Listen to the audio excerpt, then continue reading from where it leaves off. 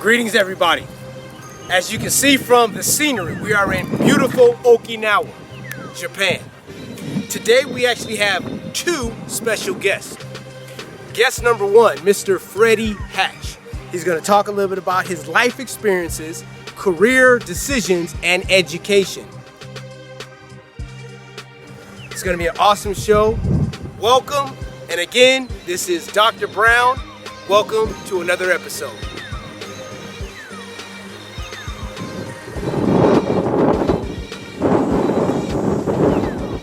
Good evening, everybody. Here we are in beautiful Okinawa, Japan. I wish you could see this background and see what we see as we are doing this interview. I'm going to show you what we can see behind us. The only reason you can't see it is just because of the light, and I think you understand how that works. But nevertheless, let's take a view of what is behind us. Beautiful Okinawa. Isn't that a lovely view? You know, we have grown accustomed to this as we see this all the time. And we're going to get into exactly what it means to be here in Okinawa and some of the advantages that it brings. Okay, you've seen the scenery that we wanted you to see as we see beautiful Okinawa. We're back, and today my special guest is Mr. Freddie Hatch. Why is Freddie Hatch being interviewed today? Well, actually, Freddie Hatch is a student of mine, or I should say he is a recent student of mine who went through my MBA course. Freddie will describe his MBA experience to us, but I just want to start off by saying, Freddie, thank you for being with me today. Thank you, Dr. Brown, and I appreciate the opportunity that you have given to me. Well, I would like to say that Freddie is one of my MBA students. He was very perceptive in class. He always gave great commentary and perspectives as to his experience. So let's dive right into some of those experiences. I would like for Freddie to talk to us about himself. First, Freddie, let's have an introduction. Where are you from, and tell us a little bit about yourself. I'm originally from San Jose, California. I graduated from Live Oak High School in Morgan Hill. Joined the Marine Corps directly out of high school, which was one of my goals. Retired after 20 years. And then I work as a civilian contractor with a company called CACI Technologies. Didn't pursue my education until I retired, because my whole life was dedicated to the military, and I was actually married to the military. However, I wish that I pursued education in my younger adult years, because it provides a lot of opportunities, and it's presenting itself right now. Well, Freddie, you know what? When you hear that term and you say you're married to the military, I think as a insider, you know what that means. And maybe to the viewers who have military experience, who are veterans, they know exactly what that means, right? But for a person who was never active duty, what does that mean when you say that you were married to the military? Well, we all know that a marriage is an obligation or a commitment. With the military, being in the military, it means that you're committed 24/7, 365 days of the year. And that is with your family or without your family, if you do have a family. And it's 100% effort you have to put in to maintain a certain lifestyle. So it's very demanding. It consists of wartime scenarios. It consists of ship time scenarios, deployments, exercises, and you definitely put your life on the line on a daily basis. So it's definitely a commitment. Well, Freddie, we've had this conversation before, so how do you balance then being in the military via the fact of active duty, still in service, and as a veteran as you are, and utilizing the educational availability that's afforded to you? So it kind of explain what that GI Bill means, and how is that something that you can take advantage? Yes, when I first came in the military, the GI Bill consisted of $1,200, which was very limited. Over time, the GI Bill grew into a 100% tuition base, to where military service members can go to college for free. And if you didn't take advantage of that, then you definitely were misguided, or you should have obtained that service, as younger, I did not, at the time, being on active duty, took that option because I felt over-obligated and I didn't have time to do it, and I didn't have time to invest in myself. However, after retiring from the military, we had more benefits that are afforded to us, which is the 911 post-GI Bill, which paid for my undergraduate. And believe it or not, there are some military service members that do not take advantage of that opportunity. Well, the reason that I mentioned that is because, and another reason, let me stop you guys so that you understand, this is not for texting. We're using technology at its latest form so that I can ask Freddie some questions, which I have here, right? No cards. This is all technology. So, Freddie, what I have for you first off is this. I didn't have the option of taking a GI Bill for the simple fact that I was never active duty. And I think that I've mentioned that before. However, when you go through the loan apps, the loan process, and then you go through the GI Bill, we're talking about loans which a bank gives you money for, and your GI Bill, which is granted to you pretty much as a service from the military or from the government, so forth. So to take advantage of that, whether you are active duty or post-duty, means that you're a retired veteran and you're taking advantage of it. First off, you're commended for doing that, even as a veteran, okay? For still taking advantage of that opportunity. So good on you. Question number one, what does education mean to you? Education is building blocks to structure your life, and it presents goals and opportunities. If you don't take advantage of your education, you're limiting yourself.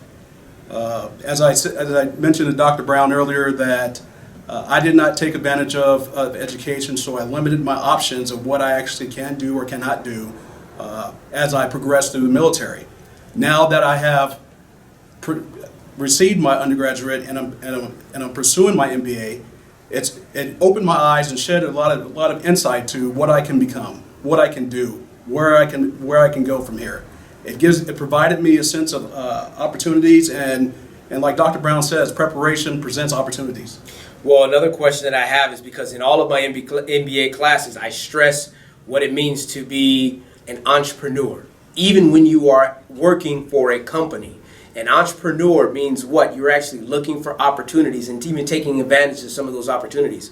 So a simple question that I've asked you before is, which do you prefer, job security or the entrepreneurial route where you pretty much have to develop and go out and do for yourself?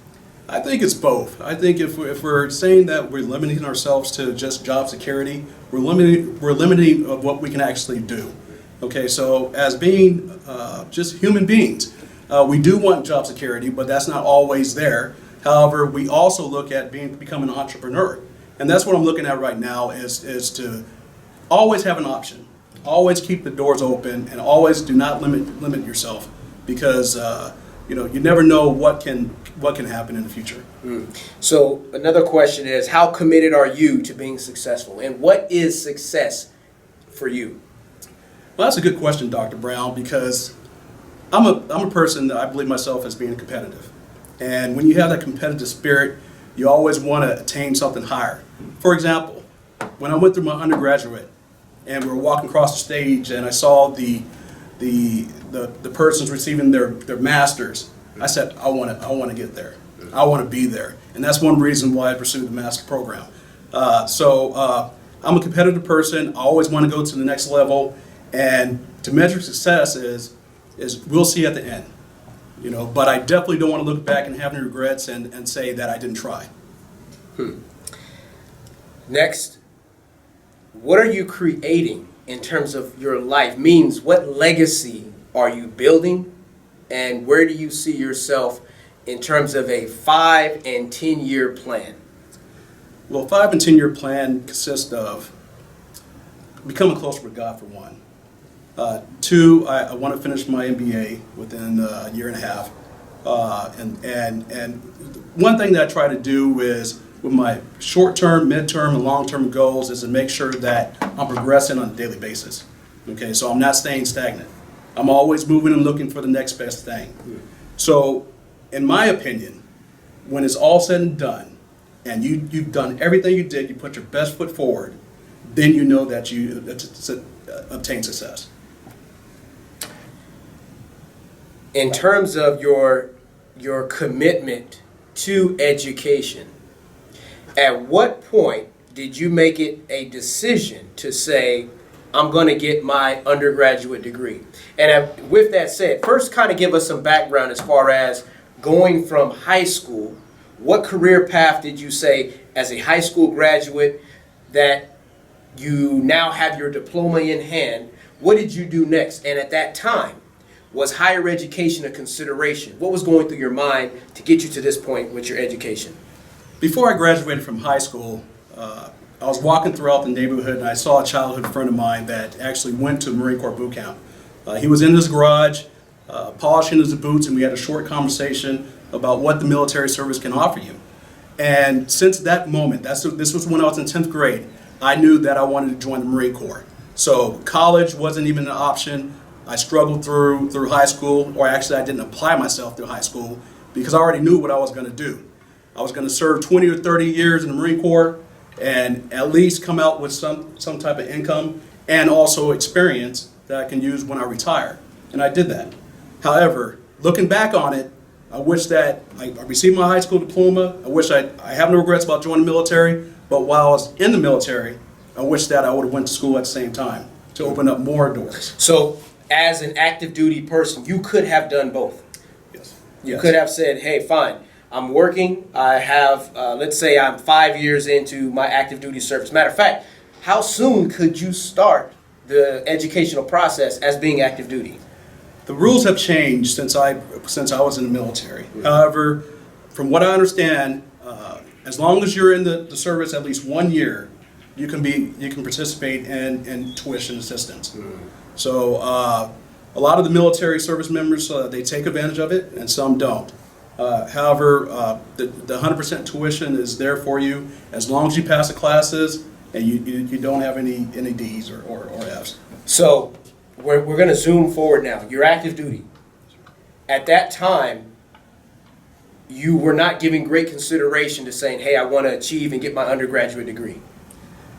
At that time, my whole dedication, my whole life was the military. Post-military, then are we saying because you enter into the workforce that you see the reality that say, hey, this degree could be a benefit? What was going through your head that says, it's clicked, something has told me that now I want to get this education?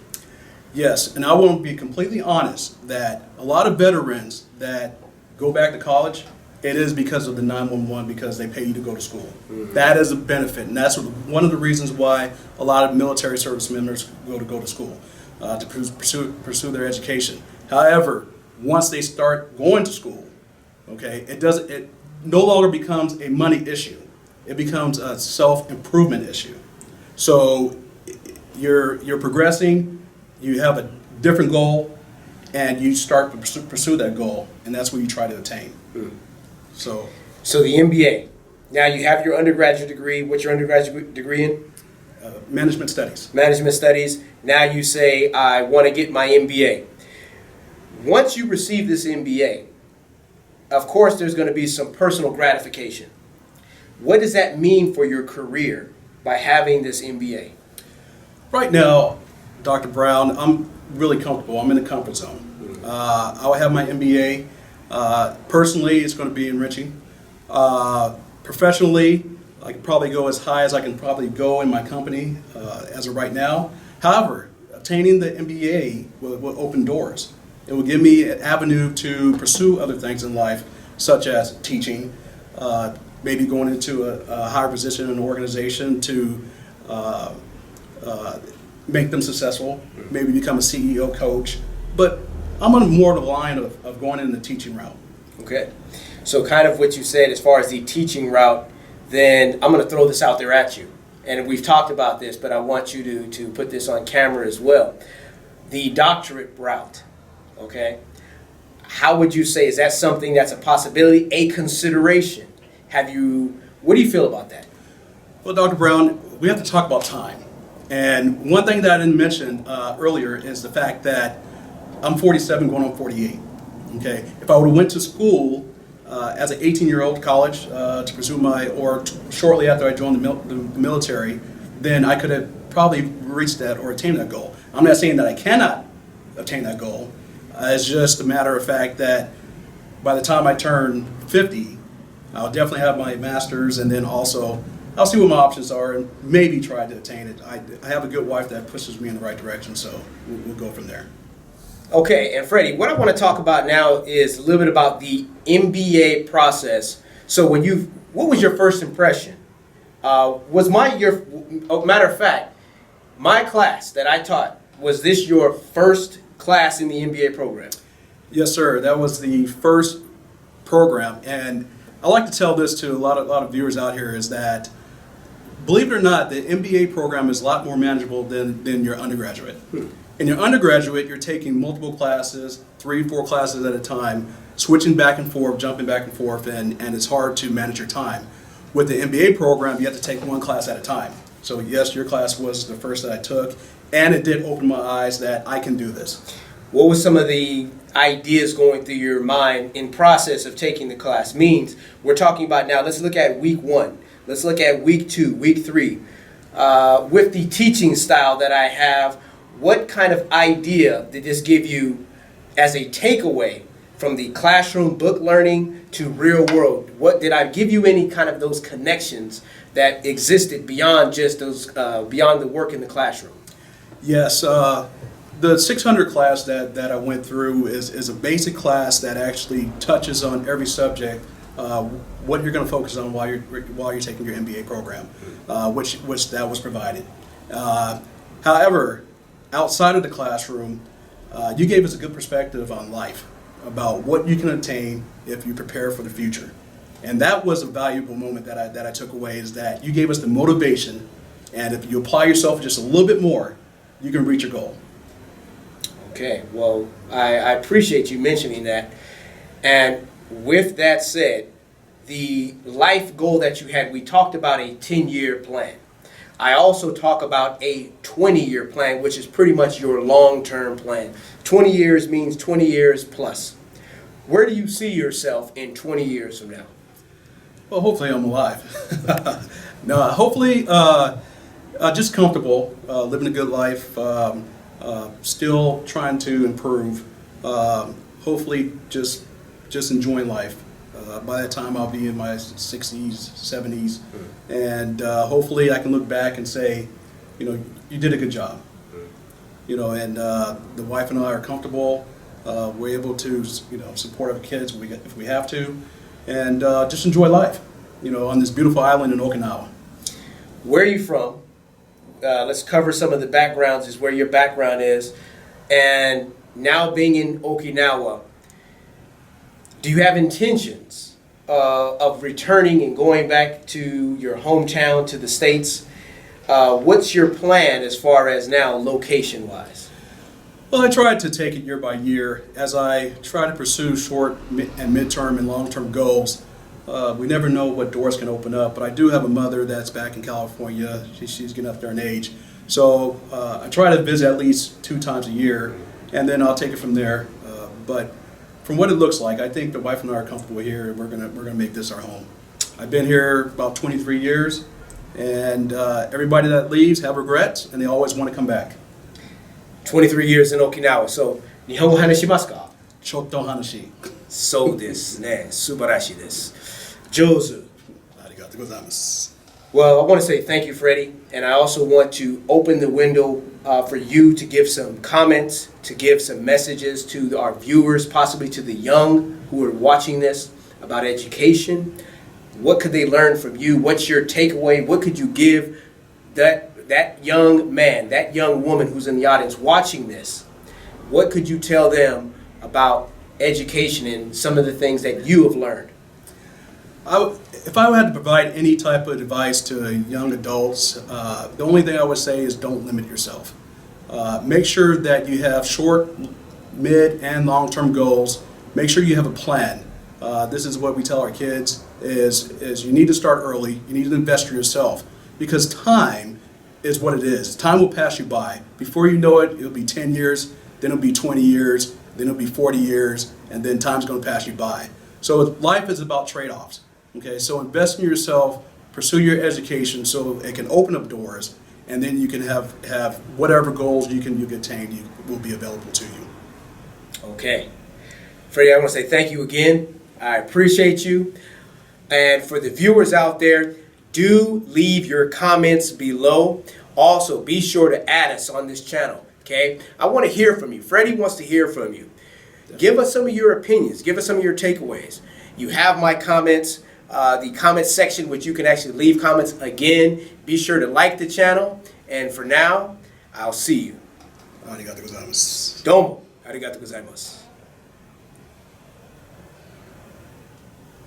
This is the commentary section. What I would like to say about this interview with Freddie, and here's some of the takeaways that I have from Freddie's his points. He did not limit himself in terms of where he wants to get with his education. He says, in his words, that he wished he would have decided to invest in his education earlier in his life, earlier in his career. What does that actually mean? That actually means that possibly in his 20s, his 30s, in reality, by having that education behind him, could have increased his salary, could have increased his rank. It could have also have invested time into his broader scope in terms of the things that he would like to do in life in terms of his achievements. You want to always move past self-doubt and self-limitations. So again, what we're seeing here is Freddie making the decision to go back to school. Age is not the consideration. The main point is saying, this is what I want to do and this is what I'm going to do, and taking the active steps to make that happen. Freddie gave himself no limitations as far as to say, because I am in my 40s, therefore I cannot do this. That was not a part of his thinking. His thinking was, I'm going to do it in spite of whatever obstacle or dilemma I have before me. Just like many of you watching. Move past the doubt. Anything that has the roadblocks or preventions that you might have. See how you can work around these things to achieve the goals that you set forth. And that's one of the main points, and that's one of the main takeaways that I see Freddie. Freddie is now moving towards phase 2 or phase 3, however you choose to have it, in terms of his life, in terms of his goals. He already has a retirement coming in. So anything else is now icing to the cake in terms of where he wants to do career-wise. And he's in process of achieving those goals. So my takeaway is that remove doubt, remove error, remove blocks. And even when you look back that you say, I wish I would have done that, take those ideas of doubt and say, this is what I'm going to do in spite of not taking advantage of things earlier. Okay? So again, be sure to leave your comments, be sure to like the channel, and we'll talk to you soon.